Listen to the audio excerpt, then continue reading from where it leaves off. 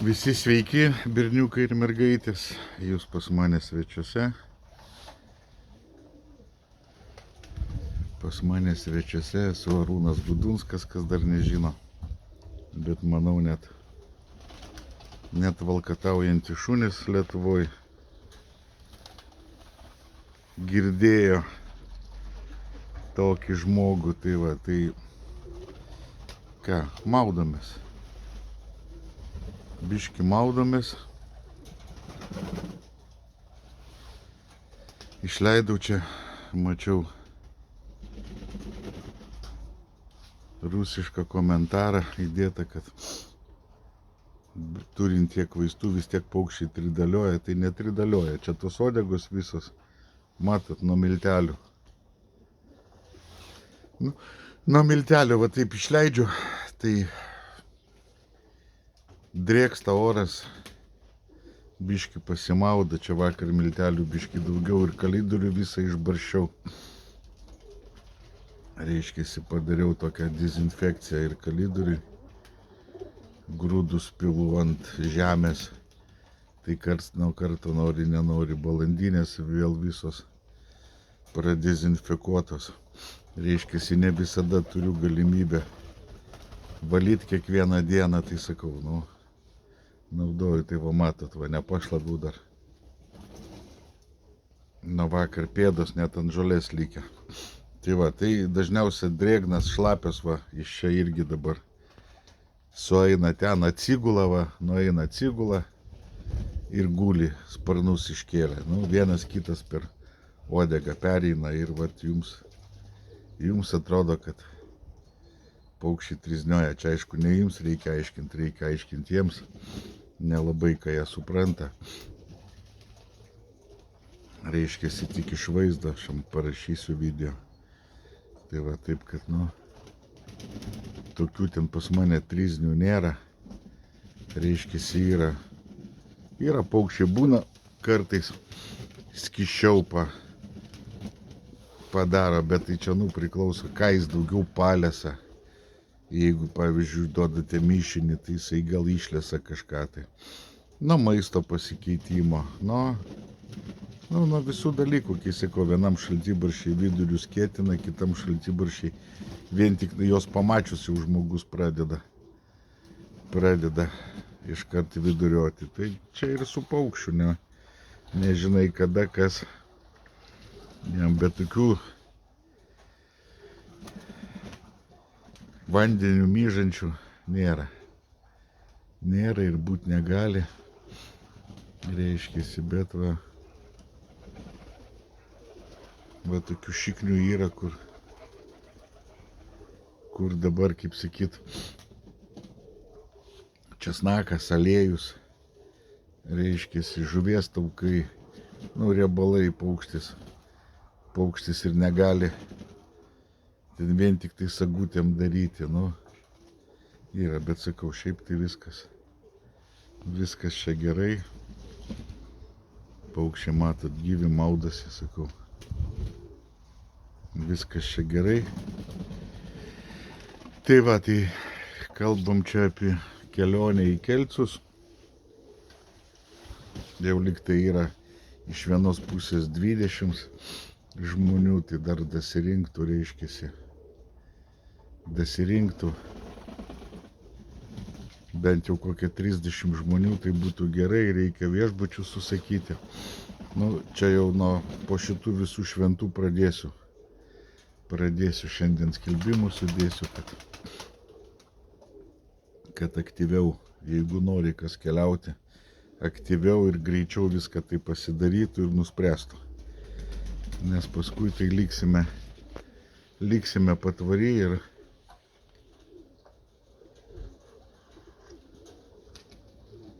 negausim viešbučio vienoj vietoj. Teks važinėti taip, kad čia arba toli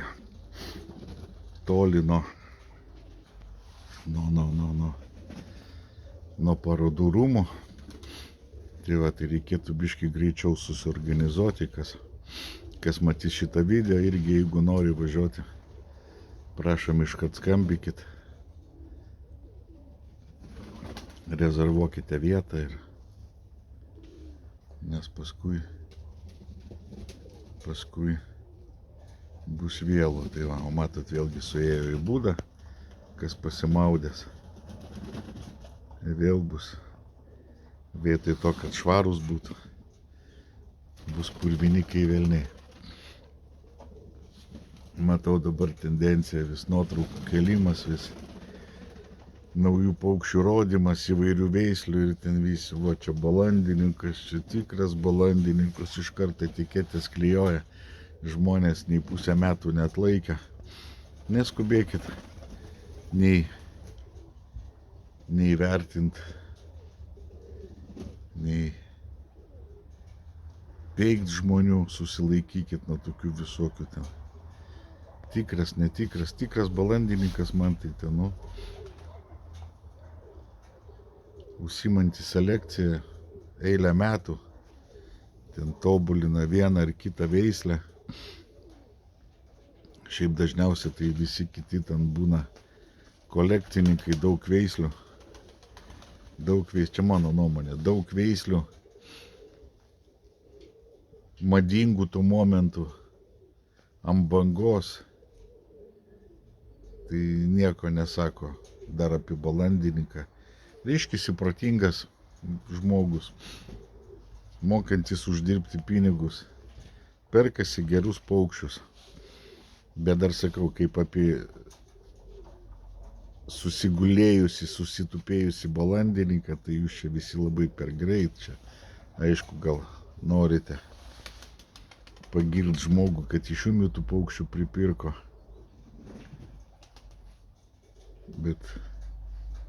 Bet sakau, tai tokie va tokios frazės, čia tikras balandininkas. Nu, iki tikrų balandininkų, manau, daugumai dar toli gražu. Esmė, kad žmogus, nu, suprantantis tame, kad jeigu nori pradėti veist, reikia pradėti veist nuo gerų paukščių. Tai viena, bet, nu, vėlgi nereikia įsiplėsti iki begalybės. Vieną veislę, kitą veislę, trečią veislę. Nu, nemanau vienam dirbančiam su paukščiais, kad pavyks visas tas veislės atlaikyti aukštumoj. Nu, nebent gyvenime nieko neužsiims žmogus, tik tai dirbti ir pirkti paukščius, tada taip vis naujesni, tobulesni, kaip sakyt, pagerinti vis keisis. Reiškiasi, tada taip, aš manau, kad palaikys mados dvelgsmą. Bet užsiimti selekciją, vyrai, kaip jūs ten visi, ten balandininkystė, čia tai su selekcija, tai tik su viena veislė. Daug dievę susitvarkyti, tai tada, manau, tikrai gali pasiekti per eilę metų kažką tai tokio, bet sakau, ten veislių įvairovė, tai čia, nu, sakau, čia zoologijos sodas, čia kolekcija. Čia reiškiasi tik tai palaikyti tai, kad aš turiu, supirkti, nu, dar sakyčiau, gal ir įsaugoti, gal kažkuri veislė nunyks per tą laiką. Nu, tai sakau, čia, kaip vadinu, mini zoosodas. Reiškiasi visko po truputį. Nu, iš principo gal ir gerai, bet sakau, neklijuokit tas etiketės. Reiškiasi dėl to, kad, nu, tai, nu, kažkoks tai turėtų būti tikram balandininkui, kuris ten turėtų būti, nu,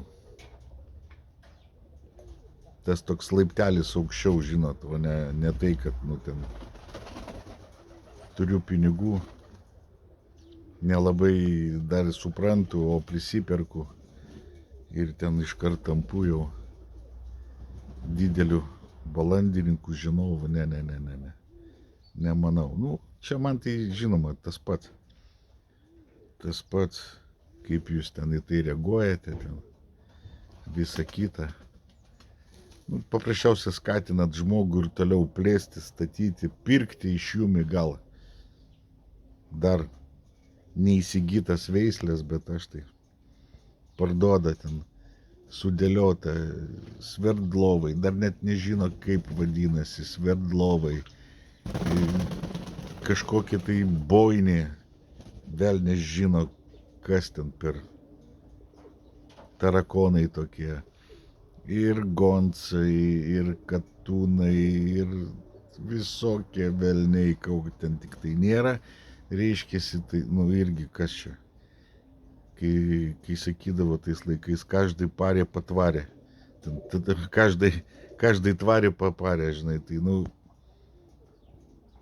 čia irgi kolekcionierius žmogus, ne veisėjas, ir ten ne balandininkas iš didžiosios raidės, suprantantis apie veislės. Jis veislę gal kažkiek supranta, bet jeigu jos net įvardyti negali, tai apie ką mes kalbam.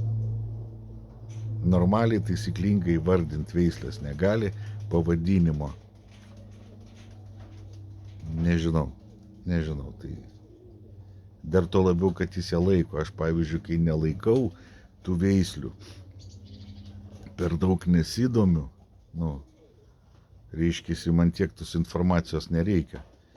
Aš turiu ką dėti savo tą seną durną galvą, lentynos ir taip užpildytos visko, tai nesikraunu labai, bet jeigu aš norėčiau kažką laikyti, aš tai pirmoji eilėj, nu, suradai paukštį, suradai pavadinimą, suradai jo aprašymą, standartus ir tada pradedi kažką tai daryti. Nu, dabar jau jam priklijuota ten didysis balandininkas, o jis pavadinimo net veislės teisingai ne tik kad pasakyti, bet ir parašyti negali. Tai, nu,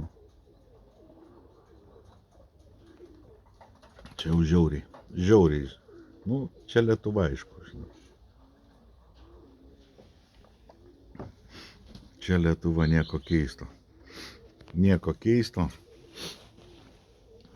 Kaip sakyt, nu, visi čia mes labai greit tampam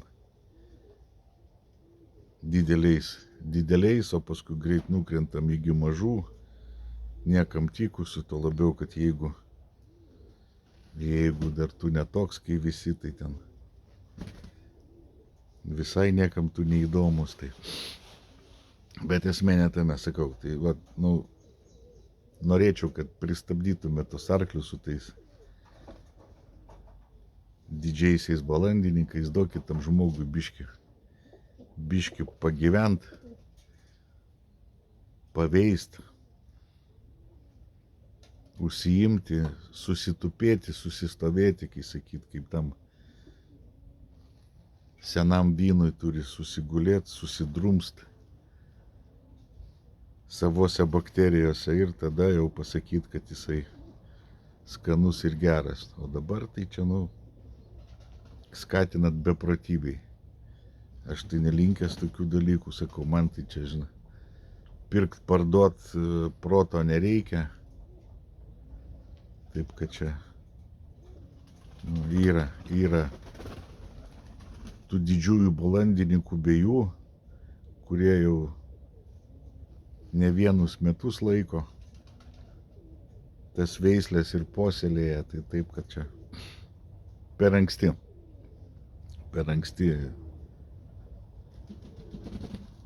labai jau čia taip dalintis tikrais balandininkais.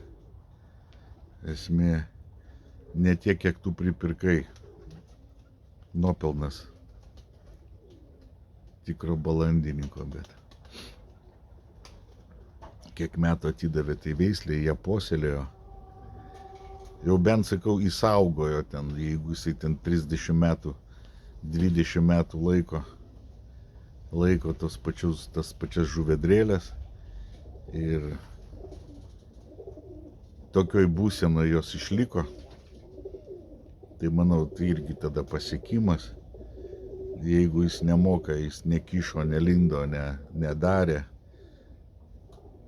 nesugadino veislės, tai irgi didelis pasiekimas. Tai va, tai tokių žmonių tikrai yra. Jie gal nesirodo, mažiau, bet pažįstu. Mačiau ir jų paukščius, jie ir filmuotis nenori, žmonės paprasti labai. Tai va, o jūs čia savo draugų ratus labai greit pakeliat į aukštumas, dar jeigu jums naudingas žmogus, tai čia jo visi greitai labai tampa stipriais balandininkais, nusipelniusiais vos ne. Tai va, taip kad manau, kad reikia kažkaip tai suprast tą prasmę žodžio ten. Net burnai žiūvo, arbatėlę susimaniau. Ta prasme pačio balandininkas, sakau, man balandininkas tai žmogus, kuris puoselėja veislę, o ne tas, kuris, kad ten, ir 100 metų laiko, bet laiko beleką, beleko užsima, perka, parduoda, keičia ir ten neusilaiko tos veislės ir, kaip sakyti, tai dar, sakau, tai neklijuokim, neskubėkim ir sakau, galvokim prieš tai, kai garsiai kažkur pasakom. Tai vadodu, maudytis paukščiams bet kokiu oru, kai tik yra proga, visada, aišku, parūgštinu vandenį, baigėsi pas mane druska, dabar jau žiemai nepirksiu į vandenį, tai obuolių actas labai gerai obuolių actas į vandenį šiuo metu, nes visi rečiau bus galima duoti, nes šals vanduo, jeigu nešals, tada druską naudosime. Biški druskos tada pirksim, bet prieš šalčius obuolių actas labai super gerai į vandenį irgi užmuša parazitus, bakterijas, kaip žinot, rūgščiam vandenį nesidaugina bakterijos, tai va turiu jums parodyti, reiškiasi, tokį priedą į vandenį, dezinfekuoja vandenį, biocidas,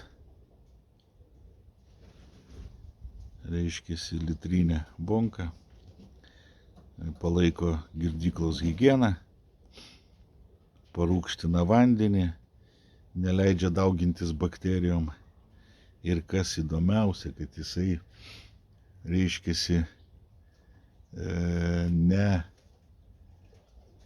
nežudo gerųjų bakterijų, o gerasias bakterijas maitina, reiškiasi, duodant įgerti, reiškiasi, jeigu kažkokia liga pradeda kelt galvą, reiškiasi, viduriuose, tai pas paukštį visos lygos tenai yra, tik tai prie tam tikros terpės patogios joms jos pradeda greičiau daugintis, tos ligos bakterijos, ir prasideda liga. Tai va šitas skystis duoda pirmakaulę tai lygai, tai bakterijai. Reiškiasi, ją užglušina, o gerasias bakterijas skatina daugintis. Reiškiasi, kuo daugiau gerųjų bakterijų organizme, to jos stipresnės, to jos geriau kovoja su ligom, to stipresnis imunitetas. Tai va, tai kas mane nustebino, kad toks dalykas, toksai, kaip sakyt, neišreklamuotas jums ten, nepateiktas kaip super puper produktas, reiškiasi, va toks mėlynas rašaliukas, o kiek gerų savybių turi. reiškiasi, ir vanduo ilgiau gali pastovėti girdykloje, jeigu laiko neturite ar išvažiuojate, ir pH, ir virškinimą sutvarko. Gerai, didesnis paukščio, reiškiasi, naudingų medžiagų pasisavinimas iš pašaro. Virškinimas geras. Žarnyną sutvarko. Labai daug visokių tų dalykų. Čia galima pasakoti, bet sakau, kad tai yra prieinamas daiktas. Yra 100% natūralus, jokių ten EE, kaip kitose produktuose, pilna ten tų EE. Ir ten man sako, bet čia tos gerosios EE. Nežinau, kiek yra ten tų visokių gerų, bet čia natūralus produktas.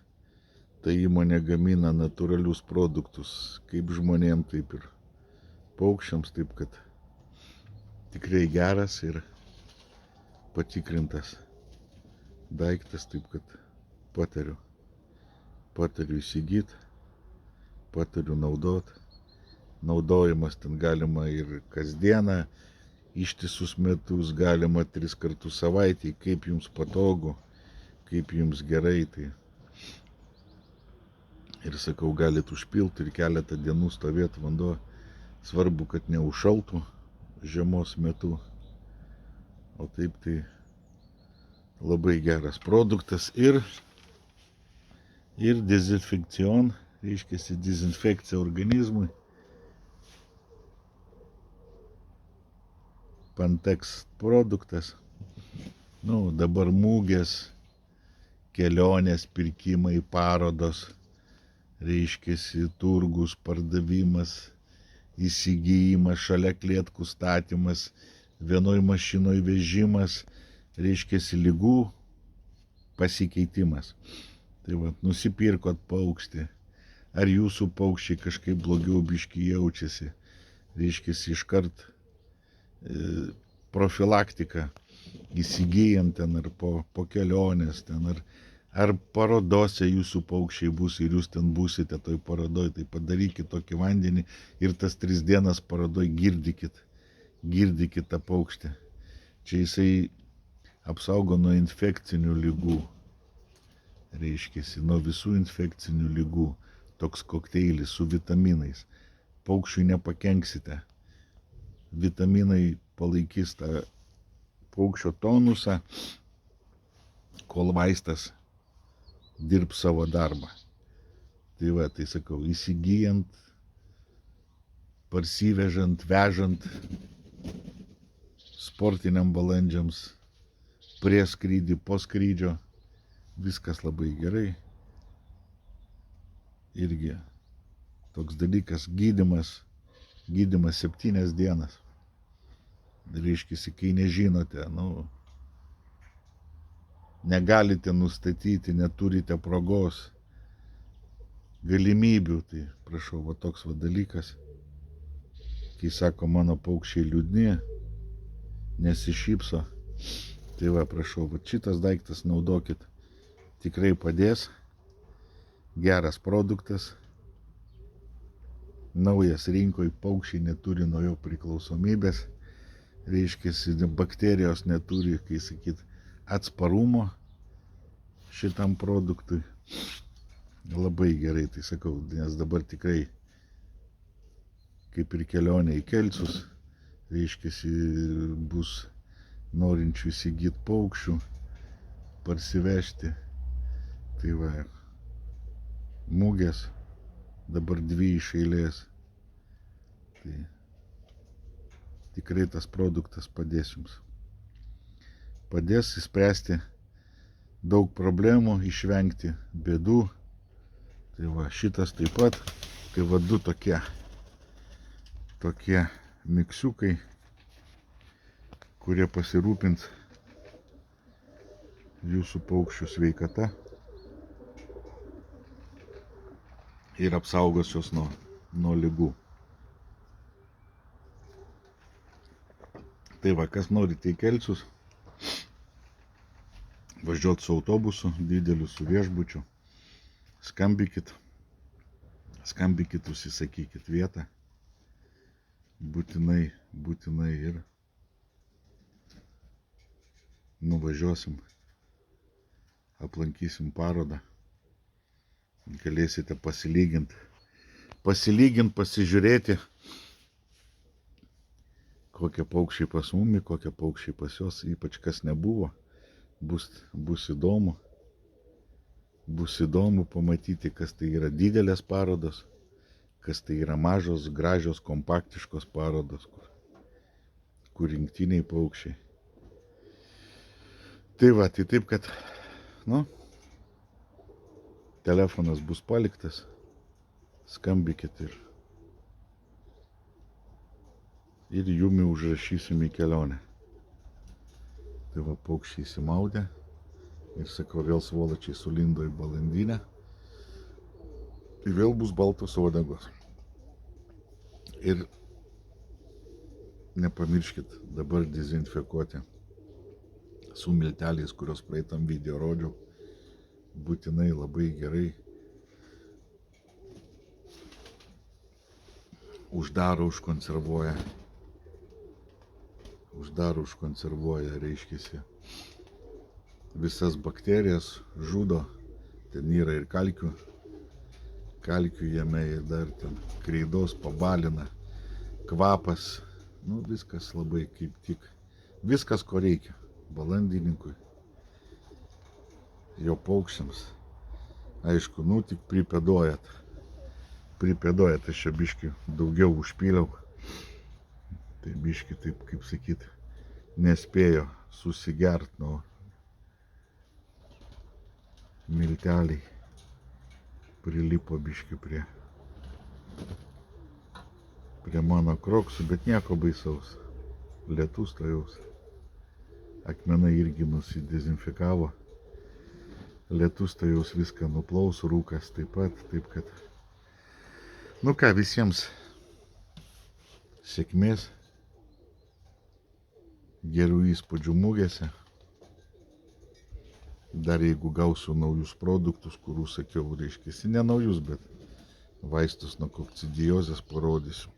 Šiaip ateikit, klauskit, būsiu per mugę, padėsiu Valdui prekiauti,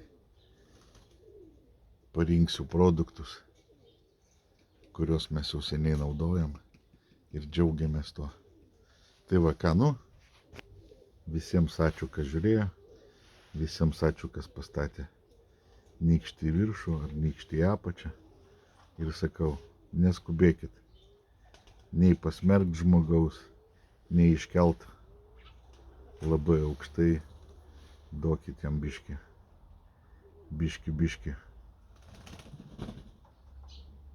pagyvent ir tada jau spręskit, kas jisai, didysis balandininkas ar kolekcininkas. Tai va, taip kad sėkmės.